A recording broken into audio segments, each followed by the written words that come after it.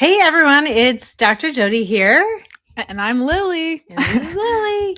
We're coming to you live from our place in Rochester, New York. And thank you for tuning in. If you're new to me, I appreciate you being here. If you're somebody that I know, please say hi in the comments. If you're on Facebook or YouTube, you could write a comment and our producer Caleb will let us know.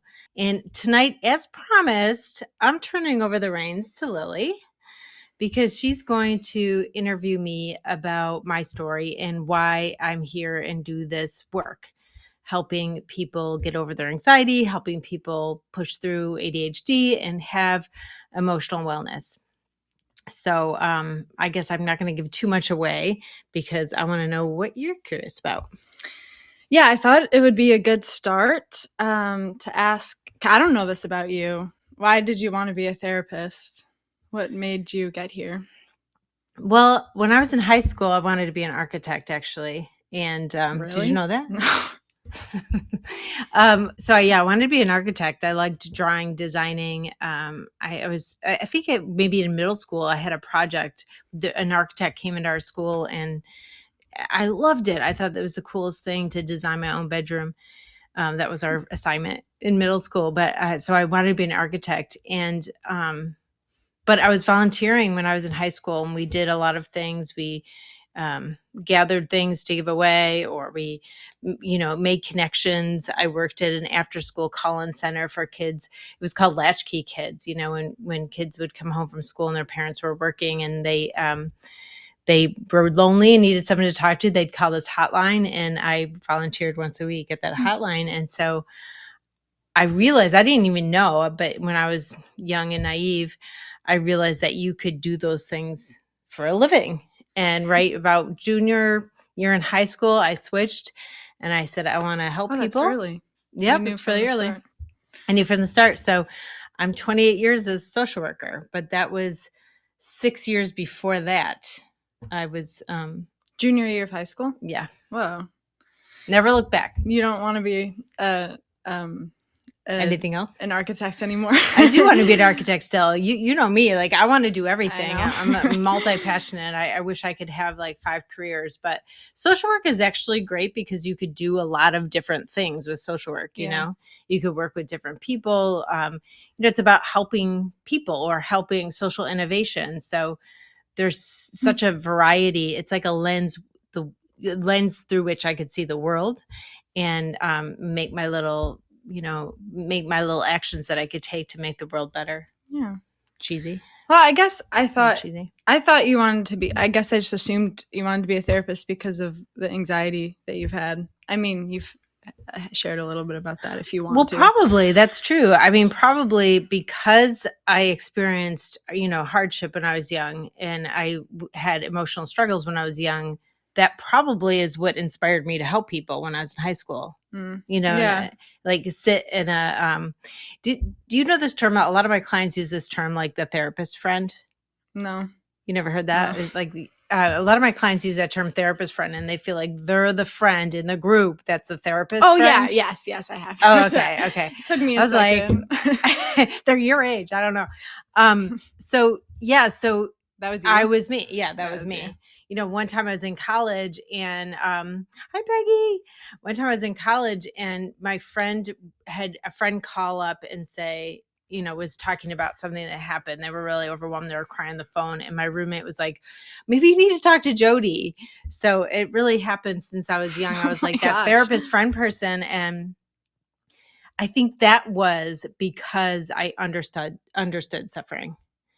Because you understood suffering. And a lot of my clients or people who respond to my videos say that they're interested or they feel connected to me because they feel like I get it. How do you feel like you get it? What? Well, I understand that, like it. Sometimes if people have anxiety and then they meet someone who doesn't have it, they really feel like misunderstood about it. Like people don't understand or don't know what it feels like. Though a lot of us feel it and we call it different things. So that's what I've noticed, but we call it different things. So we think that we don't understand each other because, what we're afraid of or what we're anxious about could be really different. And sometimes how anxiety manifests itself looks really different in a lot of different people. So people feel like they don't know, what hi Joey. They don't hi Cleveland. So they don't know that they've experienced it. And so when you have anxiety, you feel like you're the only one who knows that.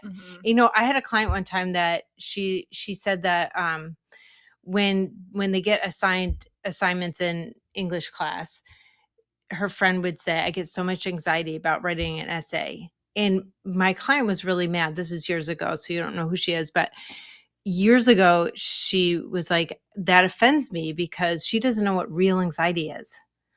And because so many people have anxiety and they look so different, it's more likely that her friend actually had anxiety similar to her.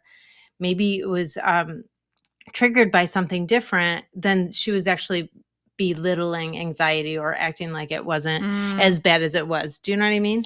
That's what people say about OCD too. Yeah. Lots of OCD about. Yeah, people think organizing. that people are joking about it, and that really takes away like the true suffering of people who have ADHD. Oh, sorry, OCD. But you know what? I think that it happens with trauma a lot. Mm-hmm. I mean, I think people are like, oh, I was traumatized by the traffic coming in. That's offensive to people who've had real trauma, especially big T trauma. So, we have to be careful about. We have to be really careful about stuff like that. Yes. Making jokes like, oh my God, my OCD is so bad, when you don't have it so bad. But sometimes you do have it when you're saying that stuff. Mm-hmm. And so it separates people. But, I hope I wish it wouldn't, because, I don't know. We're probably more unified than we think. We are more unified. We have to be careful about what we say. You said that so well. We are more unified than we think. Yeah. Makes sense. Do you want to share about your anxiety? When I started. So I write about this in my books. I have a couple books on anxiety. Of course, it's covered up. We just had to change cameras last minute here, so our desk is a little bit of a mess. But this is my book.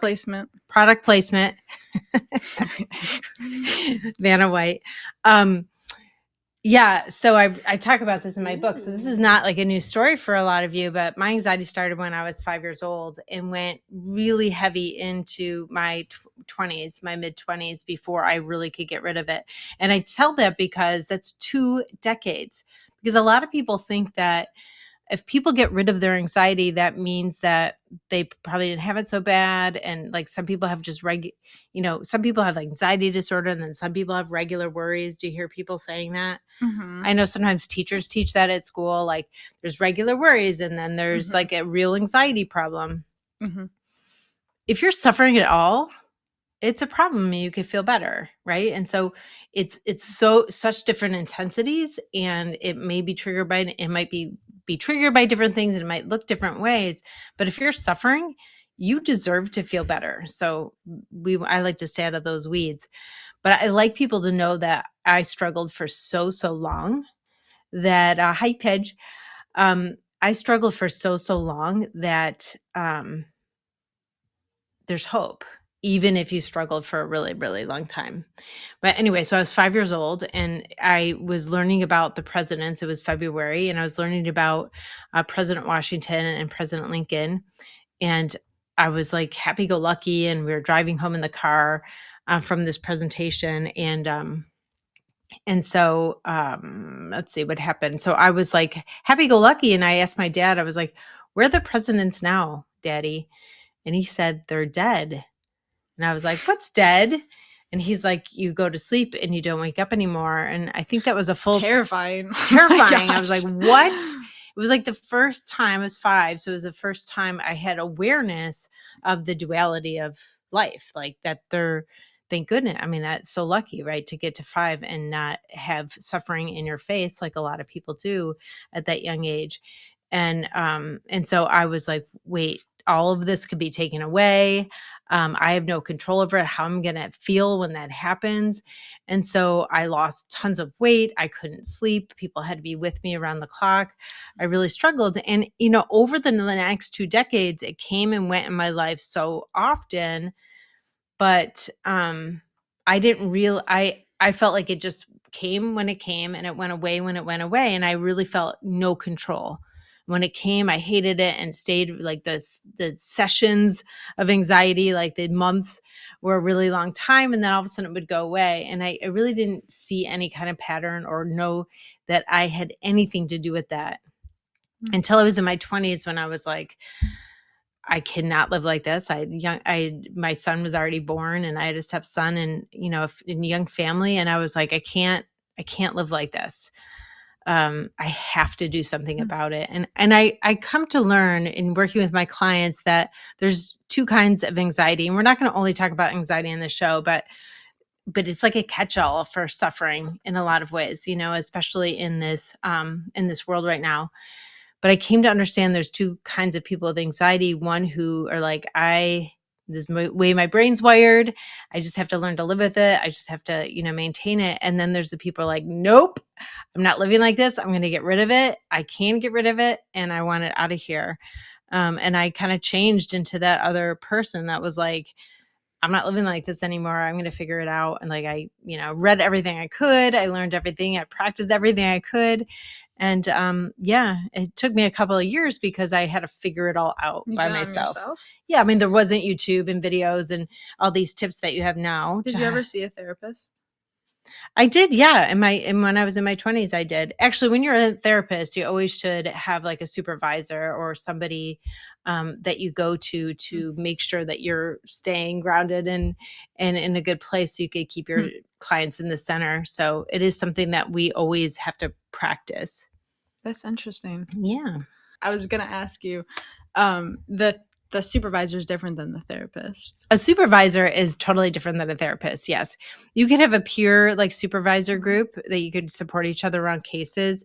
And then a therapist would be something else that you would go to work on yourself. There are different things that you work on when you are, kind of working on your personal stuff and then working through, some of the interactions or feelings that come up or what you might want to be looking at going forward with your clients. That's supervision. Gotcha. They can't be the same person. Gotcha. And every therapist has one? Every therapist should have. Well, social workers, it's part of our ethics to have one. I think, I'm not sure if psychologists do too. Some people don't know like those differences too. Like is everyone a therapist? What does it all mean? Yeah, I don't know if I do either. Yeah, that's so psychiatrist is a medical doctor. And so they're able to prescribe medications to you. Nowadays, there's not many psychiatrists. And so really, there's not many psychiatrists as much. I think it's just like takes so long to become a psychiatrist. So a lot of nurse practitioners or our physician's assistants kind of are filling those roles. They're either in doctor's offices or even in private practice. And so they are prescribing the medicine, but a lot of people go to the primary care doctor as well. So that's a psychiatrist. It's a medical doctor. A psychologist, the discipline of psychology is like intelligence testing and personality testing. So they learn how to do tests, and you see them in schools because they're doing some tests to see how people learn or how whatever. But they also could be a clinical psychologist and do therapy as well. And then social workers could be clinical and macro, and they could be administrative, and they could be all kinds of things as well. And then there's a mental health counselor. Hey, Jodi, when you get the chance, it's time to go to ad break. So, hey, we're back. We're back. Yeah, we're just getting figured out the commercial breaks and stuff. But now that we're back, I want to know some of your therapist hot takes. So, my therapist hot takes. I would say that my biggest hot take is anxiety is not a mental illness. What do you think? It's not. I think that first of all, anxiety comes with all our other problems, and it's a regular human response to the context of our lives and the context of our world. So there's certain contexts that we find yourself in that it almost would be weird if you weren't anxious, if that makes sense, because like they're disturbing or they're upsetting, right? And so what's interesting is that all upsetness, so any frustration or something's weird or confused or or if you're frustrated, angry, sad, anxious, worried, nervous, all of that stuff. If you're feeling anything bothersome, it's all the same hormone. It's all adrenaline. And there might be different levels of adrenaline in your body, and it might feel different ways. And then you're making meaning around it. And so that's affecting you as well. But yeah, so anxiety is a response to the context of our world. Now, we could also be responding to like our thoughts and our feelings as well, because that's a context, if that makes sense too. So we could be responding to the thoughts in our mind and those kind of things. Of course, we do that. And then we could get in the habit of having those thoughts bother us, right? Mm-hmm. And so anxiety kind of becomes its own animal, and it becomes the context that perpetuates the anxiety. So does it become mental illness at that point or no? I guess it depends maybe how you define mental illness. Like, how would you? Illness is like the medical model. Like there's an illness inside of you that that's there's a problem that's inherent to who you are, and I think that's problematic to think about our emotional states that way, because then we feel different. We feel like something's wrong with us, and that impedes healing. Mm-hmm. And so I don't like the term mental illness, because nobody knows what it is. And so everybody it's like this thing that's like, ooh, hush, hush, don't think about. There's the stigma. There's a lot of things around that term and the way people think about it and make meaning around it that actually I feel like hurts people a lot. Does that make sense? Yeah. So if we thought about anxiety, plus look at, like, they're calling this generation the anxious generation because the anxiety is just skyrocketing.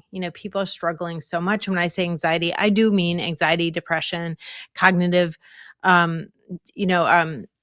people are talking about like, executive functioning is, people are struggling with that, meaning like they can't motivate themselves, they can't get going, they're distracted a lot, or they can't, focus and get goals done, right? I like a lot of people would call that ADHD. Yeah. Even without having been diagnosed. Yes. So I would agree. Like a lot of people call that ADHD. All of these things they come from the context of our modern world. Like our brain developed for 2 million years. Like our human brain went through evolution and developed to what it is today for 2 million years. Like, so all of your struggles, it's not even came from you. This is like 2 million years of your brain developing this way. And the way our world is, our brain can't figure it out, because we've had to solve problems and do so much to survive for 2 million years. Like we had to protect ourselves, solve problems constantly all day, and find food, right? And find shelter and protect ourselves from wild animals for 2 million years. And the last 50 years is like we go to the grocery store, we don't have to grow our own food. It's not a lot of time. It doesn't undo all of that work of our huge, amazing brain developing to solve problems. It solves problems really well. And if we don't have problems, it tries to make them up because it thinks you're not going to be safe if it doesn't catch something. Does that sound familiar? It does. It does. But I wonder, so then animals don't have, that's why animals don't have, other animals don't have anxiety, but dogs do a little, right? Or no, do you know anything about? We're probably like teaching them. Well, I think there is a, animals do have like trauma reactions, right? So if they almost die because a predator was chasing them and they survived, they shake, right? They shake they have adrenaline. And when if they survive, they will shake that adrenaline off, and they're kind of shaking it off. Their bodies do remember that, and their amygdala, same as our amygdala, stores that as memory. Emotions. The amygdala stores that memory as an emotional memory because it's faster reaction than a cognitive memory. But so the amygdala stores it as a, as an emotional memory. So when another predator, and plus some of that's in their, in their DNA as well, they know when something's chasing them, they run. Even humans, if someone started chasing you, you just run. Like it's like instinct, right? But so they have that memory, and they will start to run or start to have that fear, and that feeds the adrenaline, which helps them be stronger and run faster. Mm. That's the whole point, right, of our anxiety. Well, I'm gonna switch that, because I want to be clear that anxiety. I like to define anxiety this different way than anyone else. I never heard anyone else define it this way, but I think it's incredibly helpful. If you think about your anxiety as the leftover fear response when you're not in danger, then you could totalize anxiety and say that it's pointless and it's unnecessary and it's only suffering. But if you think sometimes anxiety helps me, it makes me wear a helmet to protect myself, that's common sense, right? That's not confuse anxiety, because a lot of times people don't want to get rid of anxiety because they think it helps them a little bit. Does that make sense? Like it's like, if I didn't have anxiety, I wouldn't study. Or you wouldn't try as hard or whatever. But I think anxiety gets in the way of performance much more than it helps us. But if we think it helps us, we're not going to get rid of it. So and it there's no stays. such thing as like healthy anxiety, or I don't think so. But this is like, words are dual. They mean what they mean to each person. But the way I see anxiety, it's not helpful to think of sometimes anxiety is helpful and sometimes it's not. Sometimes fear is helpful because, first of all, it triggers that adrenaline if we needed it, if we were ever in danger. And then also it triggers, it brings our awareness to something, so we could analyze it or look at it or see if there's anything we have to do. It gives us the energy to take action if we needed to take action. Yeah. Yeah. Do you have any more hot takes? Yes, I have another hot take. I don't know if you probably like this one. The next hot take I have is that therapists are sometimes wrong, are often wrong. Therapist moms? Therapist moms are often wrong. You probably agree with that. No. Yeah. So therapists sometimes are wrong. I mean, they're human, right?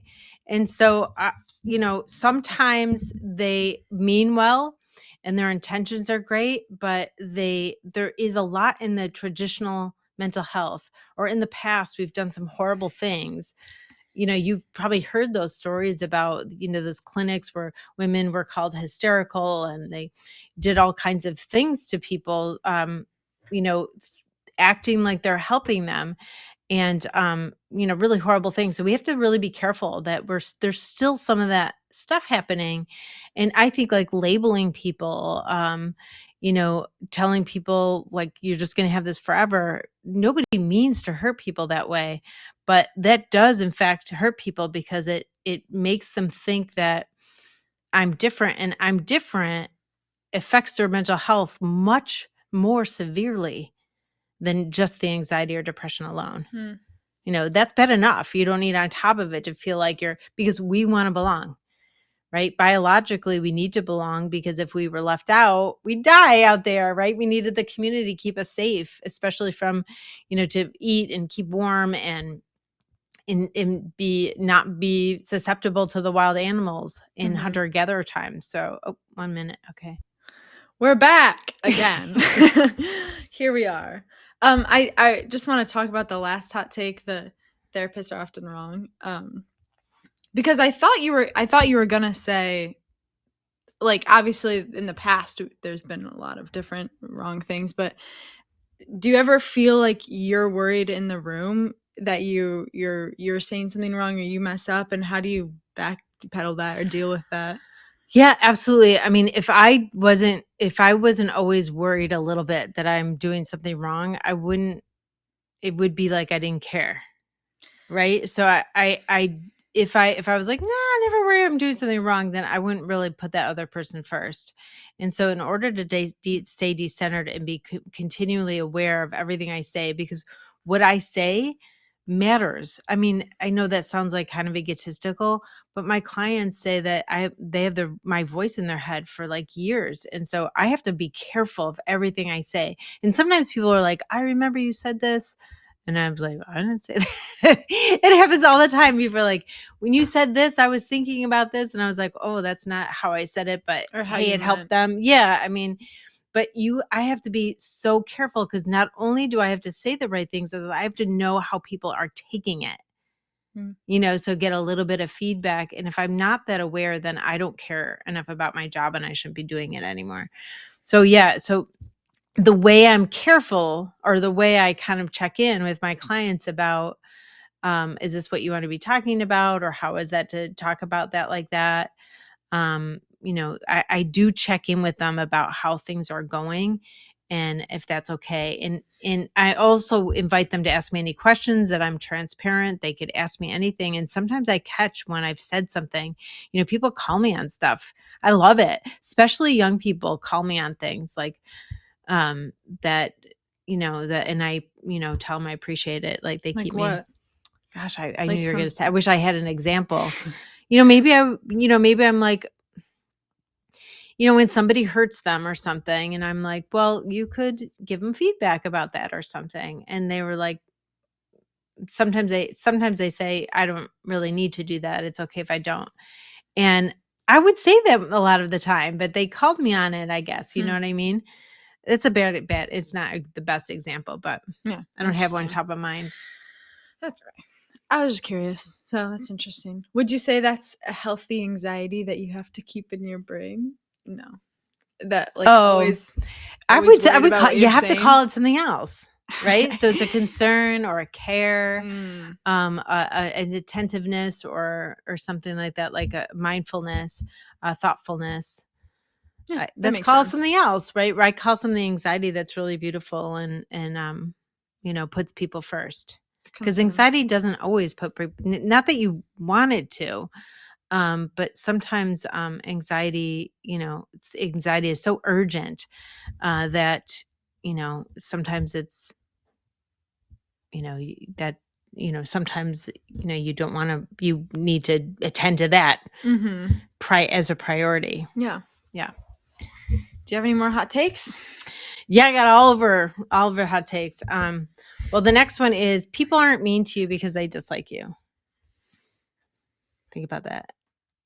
They're not mean to you because they dislike you. Yeah. Why are they mean to you? People are mean because they don't like themselves, not because they don't like the person they're being mean to. Yeah. So what happens is like people are or if they're so sad and miserable, they're usually judging themselves really, really high. And when they're judging themselves so high, they actually judge other people around them as well. And or their misery is so high and they don't like themselves very much, so they put down other people to make themselves feel better. Or there's all kinds of things we do when we don't like ourselves that makes us be mean to people. Do you think there's ever a time where someone doesn't like you and they're mean to you? I think if someone really didn't like you, they wouldn't care, right? There's people being mean, there's an attachment to it, right? That they want a reaction from you, so they care. If people really didn't care about you, they wouldn't want a reaction from you. And they wouldn't attach. So it could be like a, or engage. They wouldn't. Could engage. Be an anger, right? But yeah, they wouldn't engage. They wouldn't bother. So they could be angry at you or mad at you, but they'd have to care if they were mad at you. You know what I mean? Yeah. You don't get mad at somebody you don't care about. It's like, who cares? Huh. Yeah. What else? Okay. Let's see. How about this one? Codependence is a good thing. Codependence. All the time? No, but it could be a good thing. Why? Like, I think the word codependence, oh yes, Peggy, I can. I'm going to put a pin in the codependence and talk about this for Peggy here. Okay, so Peggy wants to know what the difference between is of anxiety and stress. Don't forget, we said that all negative feelings are the same hormone. So the difference between anxiety and stress really is different for every single person. Some people would use the same word for the same experience, use either word for the same experience. Some people think about it completely different. Like stress is, kind of like a constant, like sort of thing when you have a lot of stuff going on. And anxiety could be like an anxiety attack. But some people use the term anxiety to talk about that state that like kind of consistent state of heightened arousal. And so like a, emotional or fear arousal. And so that is great question, because it really depends. So most people, like, stress feels like regular and then anxiety feels like different. And I think that's another way it's problematic, the way we think about it, because we're constantly questioning ourselves, what is regular stress and what is like anxiety, and there's something I need to do something about, or something's wrong with me. Anytime you feel uncomfortable of stress or anxiety, there are things, and a lot of times they're the same things, that you could do for both of those things to make yourself feel better. So you never have to think about, am I crossing the line here into some problem that I might need help with? If you don't like what's going on, you feel uncomfortable at all, or you want some help, you deserve and can get help and feel better. Some people are like, I'm stressed, and it doesn't really bother them. They're okay and they don't worry too much. And some people might use that term for something that's a little bit more severe. So I hope that answered that pretty good. What about like a game that's like timed, and then have you ever had just like, it's so stressful but it was fun? Like, that's fun because stress. because adrenaline could be fun, right? When you jump out of an airplane because you Yeah. want to parachute, you're a thrill seeker, or you're riding a motorcycle or something. You like that adrenaline, or you want to run fast, or go on a speedboat, or whatever. Like, going fast, it builds our adrenaline, but we like it, right? It's a thrill, same physical feeling, but we're making different meaning around it. Mm, And if we make different meaning around it, we're not so scared of it. Like, it could be fun. Yeah. Same hormone. right. Interesting. Do you want to take the pin out of the codependence? I'm Oh, thank you. curious. Okay, so humans are social beings. We are codependent. We're interdependent on each other. And I know the substance use world has used that term, talking about like enmeshment, and people that are kind of too dependent on each other and don't take responsibility for themselves, right? And or allow another person not to take responsibility for themselves. And so we've kind of gave this term a negative connotation, that codependence is always bad. Codependence is beautiful. We are codependent or interdependent on each other because we're social. And we live in this individualistic culture that actually is really causing most of our mental health problems. Come from this individualistic culture, and this ideal to be independent and do everything on our own. People need people. Even like the most successful people in the world, they have teams of people helping them. Nobody does stuff by themselves. Yet when we're anxious or sad or struggling, we think that we have to solve it because we got ourselves into this in the first place, and we isolate ourselves. The worst thing that you could do when you're not feeling well is to isolate yourself, because that's just going to leave you in that negative thoughts in your head over and over and over.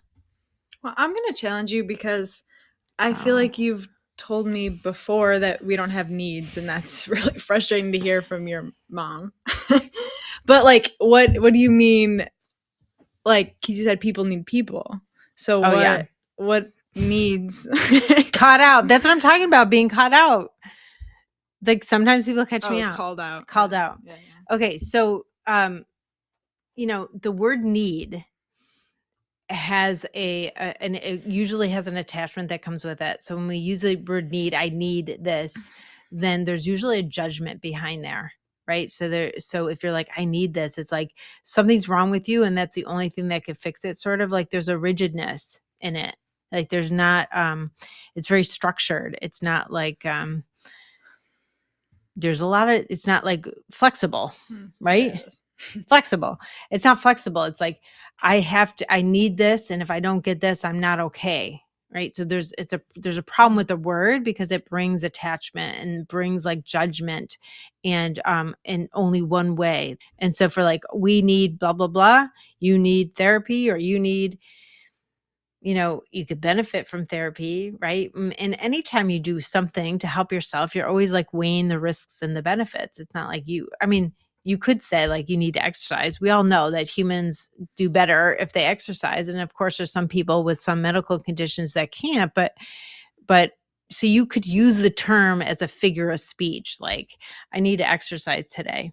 That's not usually, we don't use it that in a way that attaches us to that. But sometimes we do. It's like, I should exercise today. Like there's a judgment if you don't, there's this attachment. So it hurts us because then we could fail it, Yeah. or that we don't have any agency. We are like dependent on that thing. That's what you used to say to me when I would be like, I can't wait for something. You'd be like, you can wait. You can wait. And I would get so angry. I don't even remember that. That wasn't me. But it was fun. Like you were like, I know it's exciting. And then you'd just remind me that. Yeah. Or like, I can't do this. I mean, you do it for like useful things. I mean, that would be so invalidating if I did that all the time. You didn't. But it's like my dad used to say, don't wish your life away when we'd say that. I can't wait till this happened. No, it was good. It was good-hearted, I think. And he'd be like, don't wish your life away. And I was like, I'm just expressing excitement. But there's truth in it. But we use like, that's a good, it's not like the best example, but it's a good example of disempowering language. Like I can't. And we say it as a figure of speech, but our brain is hearing that. Like when you say I'm tired, a lot of times people say I'm tired as a figure of speech. But if you repeat it over and over and over, like you're starting to hear that, or like, I'm a mess. Sometimes I have clients who say stuff like that, like, I don't know what to do. I don't know what to do. I don't know what to do. They're just like repeating that in their head all the time. I don't know what to do. And like, 1 minute here before we have to go to commercial again. So if you find yourself repeating like, I'm a mess, or I'm tired, or I don't know what to do, or I'm not doing well here, your brain is hearing that. Let's just remember that. That makes sense. Yeah. So we'll be right back for the end of our show here. But that went really quick. See you after commercial. We're back. The last segment. Yeah. Okay, let's hear one more hot take. One more hot take. How about anxiety is not a life sentence? Like you don't have anxiety forever. You don't have to have anxiety forever. You don't have to have depression forever. You actually don't have to have whatever you feel forever, because, we call it different names, Whatever like I said. feel. Yeah. Because that's the one constant in life, is that things change. They do not stay the same. And people think that I already mentioned this, I think, but people think that their brain is just like, people have told them, like therapists like me have told people that your brain's just wired this way. And so you have to learn how to deal with it or whatever. All of our brains, it's a biological response, right? A biological response, our sympathetic nervous system, and it goes off. But 98% of the time when our sympathetic nervous system goes off, we don't need it. We're not in danger. And so it's the way we make meaning around those times is going to make a difference in whether we continue to have anxiety or not. Maybe another episode, I'll really talk about the biology of anxiety. I do have some videos on it, because this is game changing to really understand what is going on in our brain. And I would estimate over the years, I've been doing this for 28 years, but over the years, helping my clients with anxiety, learning about the biology of anxiety is like 50% anxiety is gone that one session. So It's really powerful to learn about. That's crazy. Yeah. And then do you believe it? Do I believe it? I'm not I wasn't in the room. Yeah. But usually people who still have anxiety and who haven't gotten rid of their anxiety, I've noticed 4 different reasons why people don't get rid of anxiety, or why people, for them, because some people have it for a long time and don't get rid of it. Despite their intentions and their effort to try to get rid of it, they keep anxiety for a really long time. And so I've noticed, I've tried to figure that out, because, you see a lot of people, obviously in what I do, I see a lot of people who are suffering, so I want to help them. And you have to figure out, what is that mechanism that's making it not work sometimes? And these are the 4 things. One is that the anxiety is still bothering you. Right. So when you have adrenaline and you're bothered by the adrenaline, it triggers more adrenaline. Right. So you have to be bothered by it. You have to be as scared of the anxiety. And you don't even just have to be scared. You could be bothered. You could be frustrated, mad at it, anything. You're going to perpetuate the adrenaline. So it's a huge part of how I help people get better. You can get my book. You can watch my videos on YouTube at Dr. Jodi. If you're looking to get better from your anxiety, I can help you. So if it bothers you, so that's when we talk about the biology of anxiety. I'll go a little deeper into that, but you could get the book, and there's an audiobook if you don't like to read. You could do it. And also I have a podcast that goes along with the book. So every section of the book, you could listen to a podcast that goes a little bit deeper, tells more stories to really help you get that in and get rid of your anxiety. Did you see what the name was, or did I hold it up really fast? Anxiety, I'm so done with you. It's a teen's guide to ditching toxic stress and hardwiring your brain for happiness. And I have an adult book that's called You Won Anxiety Zero, but adults could read this and kids could read the other book. It's fine. And parents, educators, both books will be really helpful. So 4 things. 1, it still bothers you. 2 is staying still, right? The adrenaline is there so that you could take some kind of action if you needed to keep yourself safe. So in order to trigger that response of your brain knowing you're safe, you need to take some kind of action. So you need to not be bothered and take some kind of action. Do something, because then your brain says, oh, they're doing something. They're going to be okay. They're safe. If you're doing something, the brain stops that adrenaline being released, because adrenaline is trying to call your attention and get your body ready for danger. That's why I called anxiety the leftover fear response when you're not in physical danger, right? So you have the fear response, you're not in physical danger, but you still have it's still perpetuating because you're afraid of the anxiety itself, or you just feel awful, but you're physically safe. You still have that feeling of dread or fear, or like something bad's going to happen or whatever. 1 is it still bothers you. 2 is that you are staying still. 3 is you don't believe that you can get better. You have to believe it. If you don't believe that you can, it makes all the difference in being able to get better. So most people who are stuck at getting better, people have told them for a really long time, or they've had it for a really long time, or they've tried a lot of things, so they don't believe there could be any difference for them. And that keeps their anxiety. You have to believe it, or else it's too scary and it's too bothersome, that connection.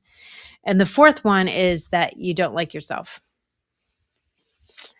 When you don't like yourself, you don't really trust yourself. So anything bad happening is incredibly scary. So you can't get rid of your anxiety and not like yourself. They go together. You have to make peace with yourself, and then you could get rid of your anxiety. What do you think? It's interesting. I guess that makes sense. Expected, unexpected? I know. I'm blown away. No, it's interesting. I guess she's blown away by her mommy. There's a lot to learn about everything. Yeah. And such. It's all integrated because I've been telling you about it your whole life, and you're just like, don't let it bother you anymore, or ever. I mean, everyone's human and everyone has. Or ever. Yeah, I had anxiety. Yeah. All right. So what's your takeaways from this evening? Because we're closing up here. 2 minutes. Finishing up. Well, I learned that anxiety is not what I think it is. And people can... a big takeaway I got was that you can look at things from many different angles and use words, and they mean a lot of different things to different people. Oh, yeah. And the words that we say is impactful to our brains, even subconsciously. I think those are 2 really big things that are interesting. Cool. Love it. Well, that's great. If that's all you take away, that is going to change your life. Wow.